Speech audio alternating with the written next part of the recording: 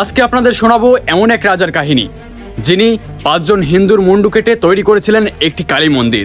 আসসালামু আলাইকুম এভরিওয়ান। সম্রাট শাহজাহানের আমলে নির্মিত পিরোজপুরের এই রায়েরকাঠি জমিদার বাড়ি আজ বিলুপ্তির পথে। সম্রাট শাহজাহানের বাংলা অঞ্চলে আগমনের সময় হুগলি জেলার দিগঙ্গার জমিদার মদন মোহন তার সাথে সাক্ষাৎ করে রায় উপাধিতে ভূষিত হন। তারপর তিনি এই অঞ্চলের খাজনা আদায়ের দায়িত্ব পান।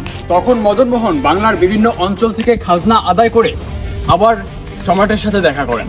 সম্রাট শাহজাহান তখন তার কাজে খুশি হয়ে খাস পরগনাগুলোর পত্তনি মদন মোহনকে দেন। তারপর মদন মোহনের পুত্র রুদ্রনারায়ণ রায় চৌধুরী পিরোজপুরের অধরে জঙ্গল কেটে তৈরি করেন এই রাজবাড়ি।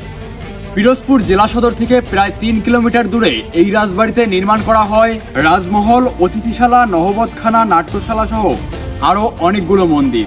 তবে বর্তমানে এর মধ্যে 7টি ভাঙাচোরা ভবন টিকে আছে মাত্র। আর এখানকার কালী মন্দির নিয়ে রয়েছে আরেক কাহিনী।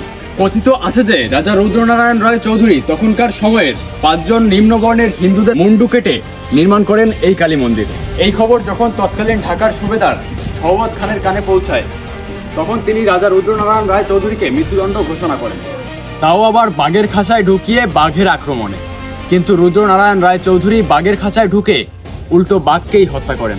এই খবর পেয়ে রাজা শওকত খান রুদ্রনারায়ণ রায় চৌধুরীর মৃত্যুদণ্ড মওকুফ করে দেন। তারপর অনুশোচনায় পড়ে রাজা রুদ্রনারায়ণ রায় চৌধুরী জমিদারিতে আর ফেরত না এসে সন্ন্যাস নেন।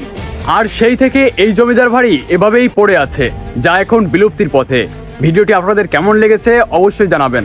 আর জায়গাটি আপনারা ঘুরে দেখতে চাইলে অবশ্যই চলে আসবেন। দারুণ একটি জায়গা, দারুণ একটি জমিদার বাড়ি।